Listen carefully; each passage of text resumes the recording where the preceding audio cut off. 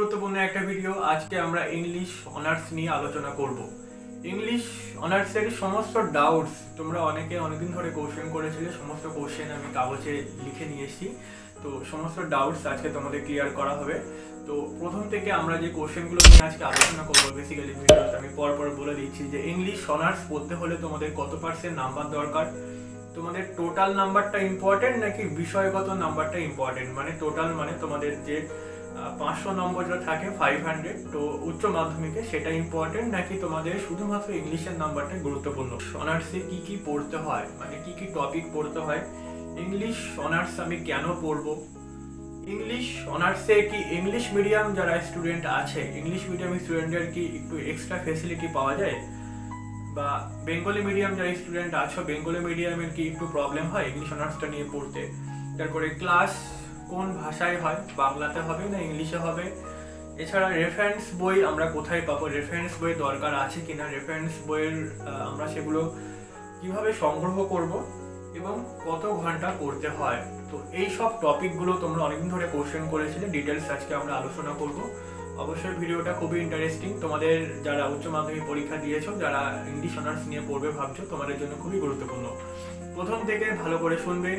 English honours যারা নিতে চাইছো, এখন যা কম্পিটিশন দেখতেই পাচ্ছ, তো সেটা আর্টসে হোক, কমার্সে হোক বা সায়েন্সের স্টুডেন্টই হোক, যারা ইংলিশ অনার্স নিয়ে ভাবছো পড়বে, তোমাদের কিন্তু ইংলিশে মিনিমাম 90% কিন্তু নাম্বার পেতেই হবে যদি তোমরা অনার্সটা নিয়ে পড়তে চাও। কারণ এখন আর্টসের স্টুডেন্ট, সায়েন্স বা কমার্স, যাদের বিশেষ করে আর্টসের স্টুডেন্টের ক্ষেত্রে বলছি, তারা কিন্তু ইংলিশটাই বেশি নেয়, তারপরে আসে জিওগ্রাফি, তারপরে আছে হিস্ট্রি, তারপরে আছে পলিটিক্যাল সায়েন্স, আরও অন্যান্য সাবজেক্ট রয়েছে। তো ইংলিশ যথেষ্ট কম্পিটিটিভ, যথেষ্ট কম্পিটিশান রয়েছে, তো মিনিমাম তোমাদের 90% পেতেই হবে। সেটা অবশ্য কলেজের ওপর ডিপেন্ড করে, কোন কলেজে তুমি ভর্তি হচ্ছ, কলেজের রেপুটেশনের ওপর ডিপেন্ড করে, সেখানে কত ফর্ম ফিল আপ হয়েছে, কত ভ্যাকান্সি আছে তার উপরে অবশ্যই ডিপেন্ড করবে তুমি ইংলিশে তুমি অনার্স পাবে কি না। এবার আমি একটা কথা আছে, বিষয়গত নাম্বার তো তাহলে বুঝতে পারলে, এবার আসছি আমি টোটাল নাম্বার। টোটাল তোমাদের 500-এর মধ্যে মিনিমাম তোমাকে কিন্তু 450 পেতে হবে।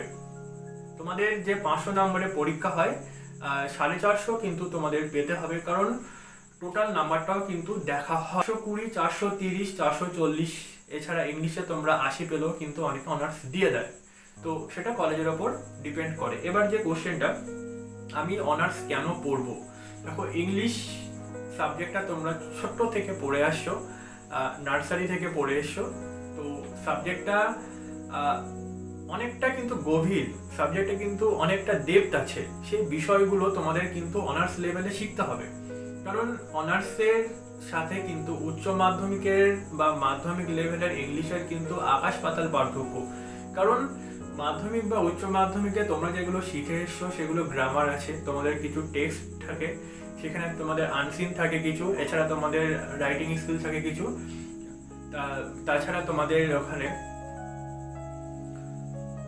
সেখানে কিছু প্রস, পোয়েট্রি, কিছু প্লে থাকে, জাস্ট এইটাই। বাট অনার্স লেভেলে কিন্তু তোমাদের ইংলিশের ডেপথে যাওয়া হয়, সেখানে লিটারেচার থাকে, সেখানে এসে থাকে, আরও অনেক বিষয় থাকে।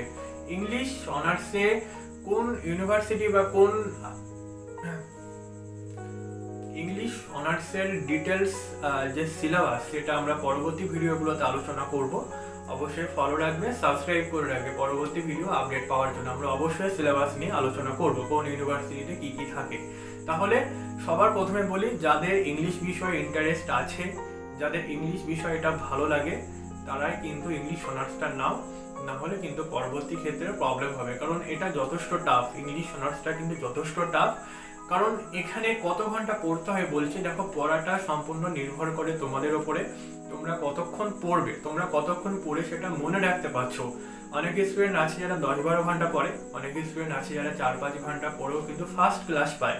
আর একটা কথা বলছি, আমাদের কলেজে কিন্তু সেরকম কোনো গ্রেডের কোনো ব্যাপার নেই, সেখানে অনার্সে first class, second class, third class এগুলো হয়।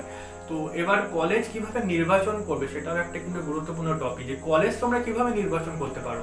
কলেজ নির্বাচন করার ক্ষেত্রে সব থেকে ভালো উপায় হচ্ছে, তোমরা যে কলেজে অ্যাডমিশন নিতে চাইছো সেই কলেজে যাও, কলেজে গিয়ে আগে দেখো তার ব্যাকগ্রাউন্ডটা, তার প্রিভিয়াস ইয়ার যে স্টুডেন্ট পাস আউট হয়েছে প্রিভিয়াস ইয়ার স্টুডেন্টের পাস আউটের কতগুলো ফার্স্ট ক্লাস পেলো, কতগুলো সেকেন্ড ক্লাস, বা সেখানে ডিপার্টমেন্টটা কেমন আছে, ডিপার্টমেন্টের স্যাররা ভালো আছেন কিনা। তোমাদের অনেকে কোশ্চেন থাকতে পারে যে আমরা কলেজ কিভাবে ডিসাইড করবো, ইংলিশ মিডিয়াম স্টুডেন্টরা কি বেশি ফ্যাসিলিটি পাবে। তোমাদের মনে অনেকে কোশ্চেন থাকতে পারে যে ইংলিশ অনার্স নিয়ে পড়লে তো ইংলিশ মিডিয়াম, দেখো একটা কথা, ইংলিশ মিডিয়াম স্টুডেন্ট বা বেঙ্গলি মিডিয়াম স্টুডেন্ট সেটা বড় কথা নয়, ডিগ্রিটা সেম। ইংলিশ মিডিয়াম স্টুডেন্টরাও যে ডিগ্রি পাবে, একটা বেঙ্গলি মিডিয়াম স্টুডেন্টও কিন্তু সেই ডিগ্রি পাবে। সেটা সম্পূর্ণ তোমাদের উপর ডিপেন্ড করছে। হয়তো ইংলিশ মিডিয়াম স্টুডেন্টরা একটু বেশি বেনিফিট পাবে কারণ তারা ছোট্ট থেকে ইংলিশে সব কিছু পড়ে আসছে, বাট বেঙ্গলি মিডিয়াম স্টুডেন্টের কিন্তু খুব একটা প্রবলেম হবে না। সেটা তোমাদের টিচাররা থাকবে, যারা লেকচারার থাকে, তো তারা তোমাদের সাথে কনভারসেশন করবে। তোমরাও কিন্তু ইংলিশে, সব থেকে বড় কথা ইংলিশ অনার্স কিন্তু তোমাদের ইংলিশে কনভারসেশন করতে হবে, ইংলিশে পরীক্ষা দিতে হবে, ইংলিশে তোমাদের কথা বলতে হবে, ইংলিশে তোমাদের লিখতে হবে। কনভারসেশনগুলো তোমাদের কিন্তু সম্পূর্ণ ইংলিশেই করতে হবে। যারা লেকচারার রয়েছে তারা কিন্তু ইংলিশে তোমাদের সাথে কনভারসেশন করবে। রেফারেন্স বইয়ের দরকার আছে কিনা, দেখো ইংলিশ সাবজেক্টটা তোমরা যত যে কোনো সাবজেক্ট, তোমরা যদি ইতিহাস বা জিওগ্রাফি বা তোমরা ফিজিক্স কেমিস্ট্রি যা নিয়েই পড়ো না কেন অনার্সে, প্রত্যেকটা সাবজেক্টে কিন্তু অনার্স লেভেল মানে হিউজ পরিমাণ একটা টপিক। তোমাদের অনার্সে 14 পেপার তোমাদের পড়তে হয়, 14টা পেপার তোমাদের 6টা সেমিস্টারে পড়তে হয়। তাহলে বুঝতে পারছো। এবং অনার্সটা কিন্তু যথেষ্ট সহজ নয়, অনেকটা বেশি পড়তে হয়, অনেক কিছু জানতে হয়, সাবজেক্টের ডেপথে যেতে হবে। ঠিক আছে, তো অনার্স যারা করতে চাইছো তোমাদের রেফারেন্স বই দেখো। ইংলিশ অনার্স শুধুই নয়, যে কোনো অনার্স যদি তোমরা নিয়ে পড়ো সেক্ষেত্রে অনার্সের কিন্তু বই তোমাদের যদি 14টা পেপার হয়, তোমাদের অ্যারাউন্ড 40 থেকে 50 বুকস তোমাদের পড়তে হবে। নোটস নিজে রেডি করতে হবে, কোনো বইতে পার্টিকুলার ডেডিকেটেড কোনো নোটস থাকে না। তোমাদের নোটস তোমরা সেটা গুগল থেকে সার্চ করেই হোক না কেন, বা তোমরা 4-5টা বই ঘেটেই হোক না কেন, তোমাদের জিনিসটা তোমাদের নিজেদেরকে রেডি করতে হবে, অন্যরা কেউ রেডি করে দেবেন না। তোমাদের টপিক দেখতে হবে, সিলেবাস দেখতে হবে, সিলেবাস ওয়াইজ তোমাদের যেখান থেকেই হোক 4-5টা বই ঘেটে তোমাদেরকে নিজেদের নোটস নিজে রেডি করতে হবে, ভালো করে পড়তে হবে, বুঝতে হবে। লেকচারাররা থাকে, তারা তোমাদেরকে হেল্প করবেন। তো সেরকম ডেডিকেটেড কোনো বই থাকে না, অনেক বই পড়তে হয়। ঠিক আছে, সাবজেক্টটা আমি প্রথমে বললাম যাদের ইন্টারেস্ট আছে তারা এটা নাও। তোমাদের ডেডিকেটেড সেভাবে কোনো বই থাকে না, বই থাকে প্রচুর রাইটারের বই রয়েছে। কোন বই ভালো কোন বই খারাপ সে বইটা বলা মুশকিল, তোমাদের পড়ে পড়ে সেটা বুঝতে হবে। সব বই থেকে তোমাদের নোটসটা নিতে হবে। ঠিক আছে, তো অনার্স এছাড়া তোমরা বুঝতে পারছো যে যথেষ্ট ইম্পর্টেন্ট একটা সাবজেক্ট। আর অনার্স ভার্সেস পাশের মধ্যে ডিফারেন্ট হলো এইটাই, অনার্সে অনেকটা বেশি পড়তে হয়, সাবজেক্টের অনেক ডেপথে যেতে হবে, বাট পাশে অতটা প্রেশার নেই। কিন্তু একটা কথা এটাও সঠিক যে অনার্সের স্টুডেন্টের কিন্তু মিনিমাম 50% না পেলে কিন্তু কোনো এখন দাম নেই, এটা মনে রাখবে।